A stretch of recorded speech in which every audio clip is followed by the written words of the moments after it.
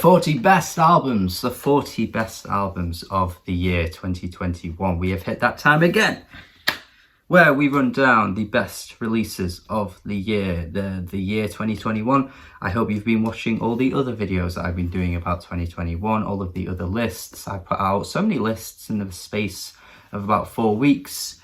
The gems that you discovered, the gems that I discovered, the underrated albums, the what else have I done? The EPs list, the songs list, the honorable mentions, all of those videos, they've all been here. There's so many of them for you. So if you are wanting to find out more music from the year 2021, please watch all of those lists, because I'll tell you right now, there is plenty of music for you guys to be listening to. And now you're going to get 40 extra albums. What a day, what a day. You may be thinking though, maybe a bit of a chin scratcher, like, 40 albums. He usually does 50 albums. Why is he only doing 40? Well, I will say, I'll give you a little insight. I do think this year's been very good for music, but I will say it's not been quite as good as previous years. And an extra added layer on top of that, I was looking through, I have my laptop here. I was looking through the amount of albums I've heard this year, and I've got to be honest, guys, I've been slacking a little bit. I've been slacking. Every year I do these lists, I nearly hit 500 albums that I've listened to, which is pretty insane. I don't usually quite touch 500. I get into like the high 400s by the time I do my lists. I think that's an insane amount of albums, to be honest, to be listening to in a year. But this year, I'm at about 350 as of now, as of recording. And that is a lot less, a lot fewer, a lot lower than the numbers I've been hitting in previous years. So it just felt like 40 was the right number. I've not heard as many amazing albums. And I do think maybe if I, go on with time and I go back to 2021 albums, I may find other albums that can that can boost it to a top 50. But for now, I think a top 40 is good. And that's still 40 albums. So let's get into the list. Please check out my Patreon if you are interested in supporting your boy. All the hard work that he puts in to give you guys music recommendations every goddamn day. Starting the list at number 40, we have The Turning Wheel by Spelling, a really creative, interesting art pop release from the Spelling lady herself.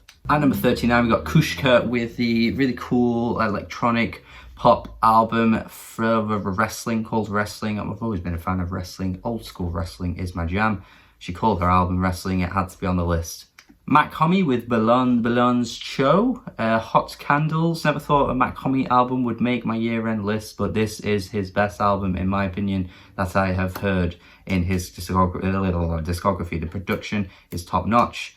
His rapping style is starting to grow on me, and I think this is a really good album. Sassy 009 with Heart Ego next, the best album to have an album cover that feels like it's going to be on E4, a TV show on E4, love that shit. Dreamwell with Modern Grotesque next on the list, probably one of the best hardcore albums I've heard in 2021. Freedom Fables next at number 35 by Nubiyan Twist, a UK jazz outfit that combine like African elements in their music. They're really cool, really underrated, honestly. I think they deserve a lot more attention. And at number 34, another jazz album actually by Carmichael.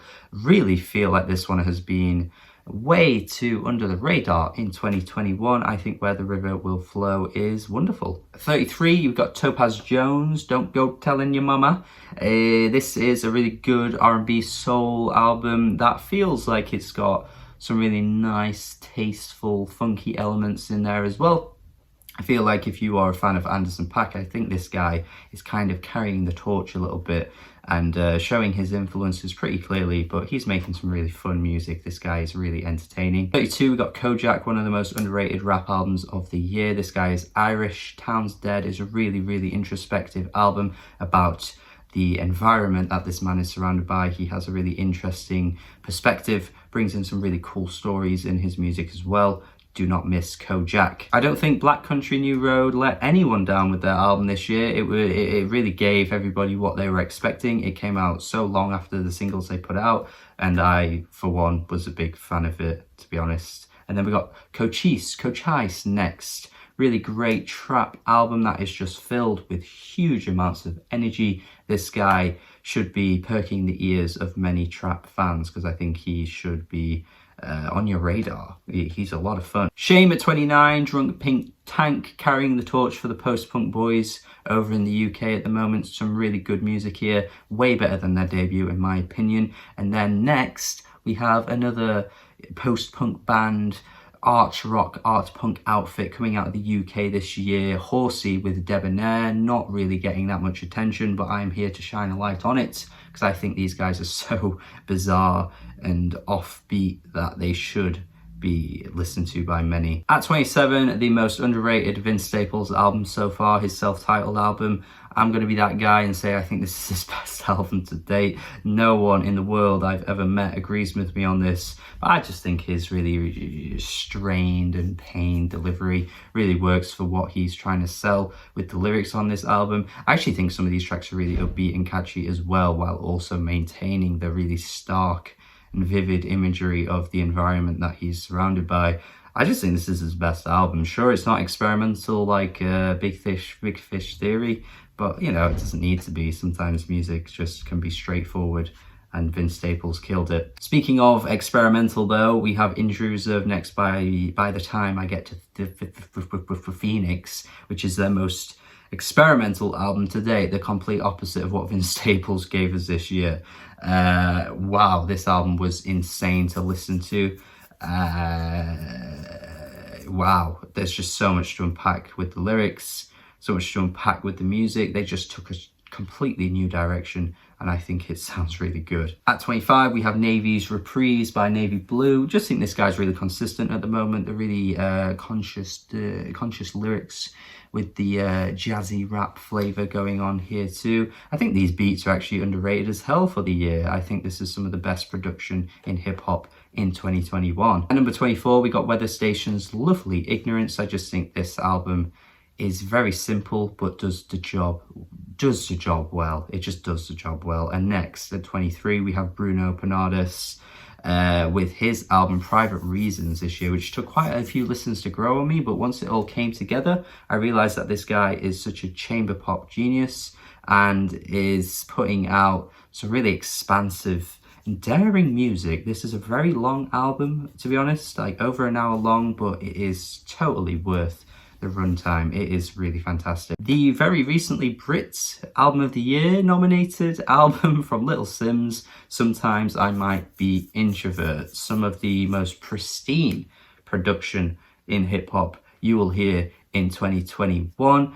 Some fantastic rapping as well. This is what hip hop should be striving to sound like. Little Simz absolutely killed it here and has some of her best work to date on this album. She nailed it, and the producers nailed it too. At 21, another mammoth release from DJ Sabrina, but we can't fault her for putting out this fantastic, friggin' adventurous, epic house music release of 2.5 hours. It's even longer than the one that she put out last year. Not quite as good as that one, but it is still up there with some of the best house music you will hear. It is blissful, it is just wondrous, it is absolutely infectious, and the samples that she finds and laces them into the tracks in the way that she does is pretty incredible. She is becoming a bit of a legend, to be honest. Now we're in the top 20 with Tinashe, probably one of the best R&B albums you will hear this year, 333. I think it is one of the most underrated albums of the year too, considering where she started in her career as being a pretty mainstream pop R&B artist, but it doesn't seem like she's getting as much attention these days. But I think when she's putting albums of this quality out in the world, yeah, you should be listening to it. Very sensual. Ooh. Number 19, we have ThouxanBanFauni with Time of My Life, one of the most intoxicating, addictive albums I've heard in 2021. One of the best psychedelic trap releases I've heard in quite some time as well. You should be checking it out if you like that genre, trap, rap, that kind of stuff, cloud rap. Definitely be checking this one out. Number 18, Sinners Never Sleep, Lingua Ignota. A bit of a bounce back for me personally from her last album. Couldn't quite get with it. But this album here, the way she's just turned it into a church album. She turned her music into just straight up church music in the most haunting and terrifying way with her vocals and the lyrics that she gives us. Wow, she is one of the most interesting artists at the moment, you know, giving off the experiences that she's lived through. There ain't many artists that can do it like this. This is a unique experience and you should be checking it out. Even if you don't end up liking it, I think you should be giving it a go. Japanese Breakfast at number 17 with one of the most sweetest pop albums of the year. The 4-track run at the start is unmatched. One of the best runs, I think, on any album in 2021. And the rest of the album is just as good as well. And then next, after this, we have Porter Robinson with Nurture, one of the most apocalyptic electronic pop albums I think I've heard, because everything just feels like Porter is at the end of time, at the end of the world, and he's just singing everything he can possibly say because it's the last time he can say it. There's just some weird eeriness to this album, but it is also really upbeat and joyful as well. A really crazy juxtaposition of feelings that this album gives off, but it is so good. 15, similarly to Shame's album, this is a massive step up in my opinion for this artist. Ross from Friends with Tread, one of the best electronic releases I've heard this year. The bass elements are fantastic, some house jumping into there as well. Just some really fantastic electronic music that you should be laying your ears on. 14, Aleph with Ego Death. What a rhyme that is. Probably one of the most interesting sci-fi feeling albums of the year, I think, for me. I think the influence of, of John Hopkins is pretty clear, but I don't think it holds the album back in any particular way. This is a really fantastic release. And then next, after this, we have Rochelle Jordan with one of the best R&B dance pop albums of the year. Really cool combination of styles, courtesy of the fantastic producers that worked all over this album. It is really good. Machine Drummers on this as well. KLSH, another really fantastic producer on this album. Really good stuff. I'm excited to see where Rochelle goes because this is great. 12, we have another jazz album from this year, Bad Not Good with Talk Memory. I think these guys put out a really wonderful album that has some really beautiful progressions all over this thing. I think Bad Not Good is starting to become a bit underrated. They were always like the indie cool jazz heads sort of band for the early 2010s, but for the last few years I don't see them get talked about as much anymore. But when they're putting albums as good as this, they should be talked about way more. At number 11, thankfully, we have Mon Laferte to save Latin pop in 2021, putting out one of the best Latin pop albums I've heard this year. Really fantastic singer she is. Mon Laferte is giving us the goods. At number 10 now, we're in the top 10, starting with Hiatus Coyote with Mood Valiant.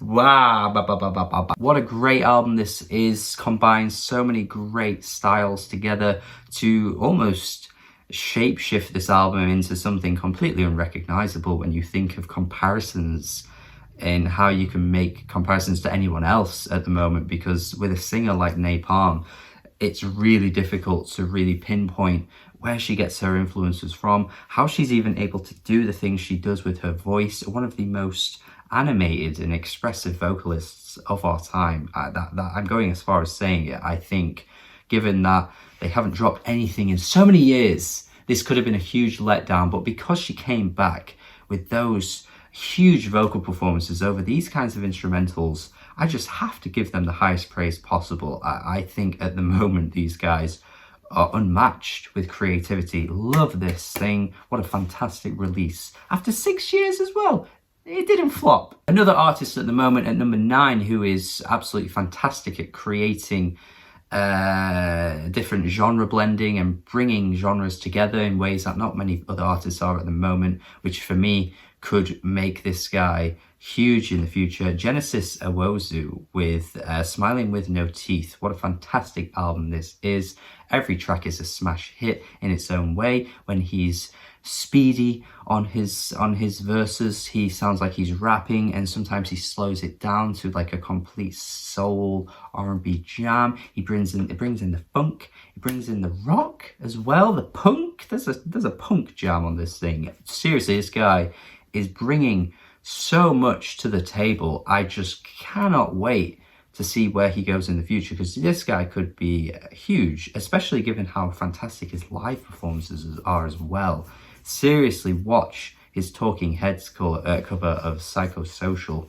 That right there just demonstrates the amount of charisma he oozes. I love this guy. I'm excited to see where he goes. A complete turnaround for me with Blade and the Drain Gang next, because we have The Fool by Blade at number 8. Can't believe a Blade album is in my top 10, but this is actually at this moment in time the most played album I've had from a 2021 release. I have been going back to this so much. I think it's so comfy and cushiony with the production. I think his vocals are getting so much better. I think he's done some kind of vocal training over the past year or so or something. He just sounds so much better over these tracks, and yeah, it's just everything he's done up until this point, but it just feels way more refined, and I think he's put out his best album to date. At number 7, probably not too surprising that this is as high as it is, but I just think it's an all killer, no filler type release. It's one of the shortest albums on this whole list. Maybe Vince Staples edges it out as being the shortest album, actually. Not entirely sure, I haven't really looked into this to be honest. But Silk Sonic, An Evening with Silk Sonic, and it provided me one of the best videos I've ever been able to be a part of, because I did a review with Dead End Hip Hop, which was fantastic. But even outside of that, man, I just think they are killing it with what they're trying to achieve. Sure, they are obviously, you know, making an homage to the 70s, soul, funk, R&B, all of the classic stuff from that era, you know, your Al Greens, your Marvin Gayes, even, you know, any other name, to be honest, you can name from the 70s, your Stevie Wonders. It's all there. Anderson .Paak and Bruno Mars do not hide their influences, but because they're so good at it, and because it's so obvious that they respect that era so much, they've just put together such a great album in a really modern way as well for me. I think tracks like Smoking Out the Window would never have been made in, you know, the 70s. So there are aspects of their album here that do feel fresh, and because every track just hits, their vocals are so fantastic. Anderson .Paak has so much personality and charisma, it's hard to deny it. I just think this is a great listen. At number 6 now we have Jorby with Naffs at Peace, one of the most peaceful albums I've heard this year, probably one of the best jazz albums I've heard over the course of the past few years, if I'm being totally honest.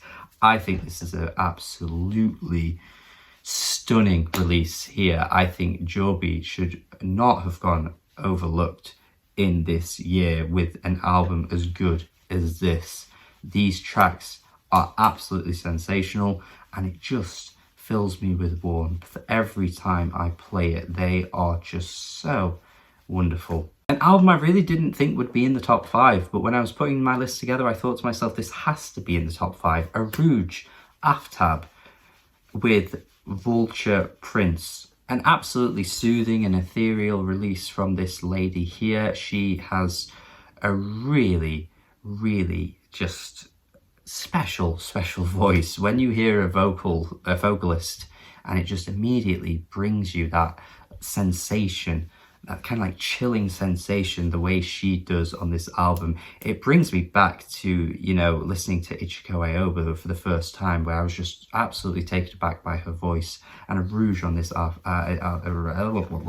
Aftab on this album does exactly that. This is such a good album. Oh my god. And going back to her other albums as well, by the way, because I know this was kind of her breakout album for, you know, music circles and music publications, but seriously, her other material is just as good. She is such a special artist. Now at number 4, an album that has just climbed my list from the moment I heard it to here we are now making this list.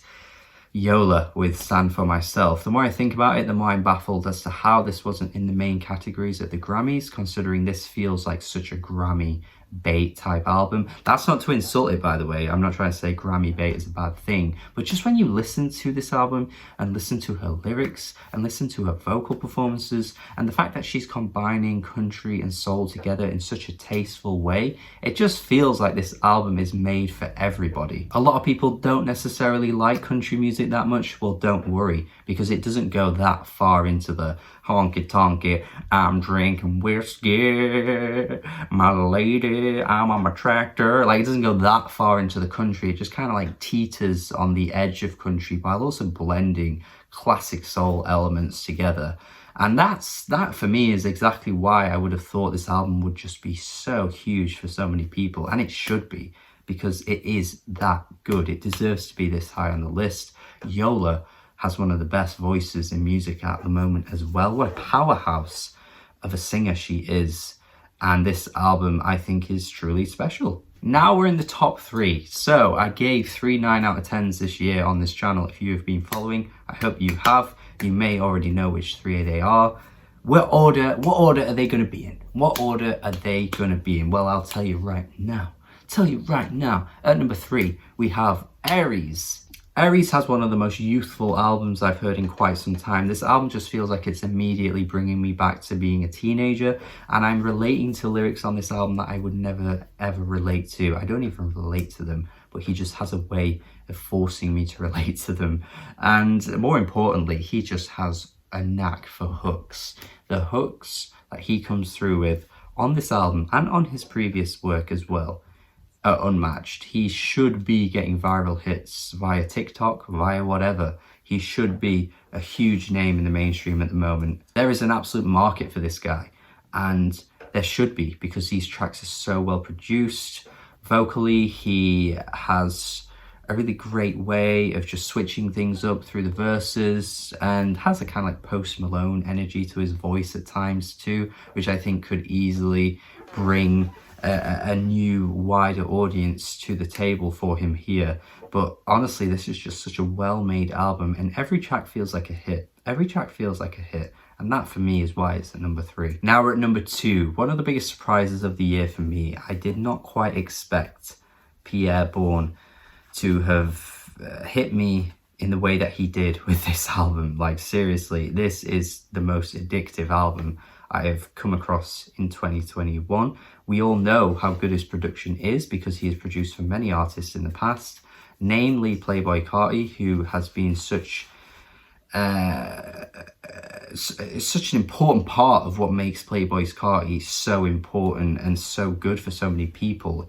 Pierre Bourne is doing, like, 90% of the work. He's not doing 90% of the work, but you know what I mean. So much of what makes Playboi Carti lovable is Pierre Bourne, and Pierre Bourne's solo I was never that impressed by, but this album here, The Life of Pierre Bourne 5, this album, man, is just such a great achievement in trap music. I think the transitions, particularly from track to track, are just so masterfully done. This man knows how to make a transition. This man knows how to make a beat that sticks with you all day, and it will never leave your head, and it will never just escape you. The melodies are sensational. What he does with his voice is so important to the music as well.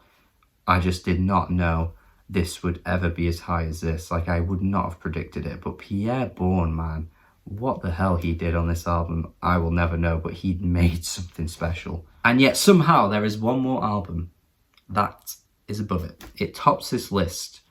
It tops the list for 2021. For me, the album of the year is Emily Steinwall's Welcome to the Garden. I am blown away by this. I am blown away by the fact that this is probably the most obscure album on this entire list.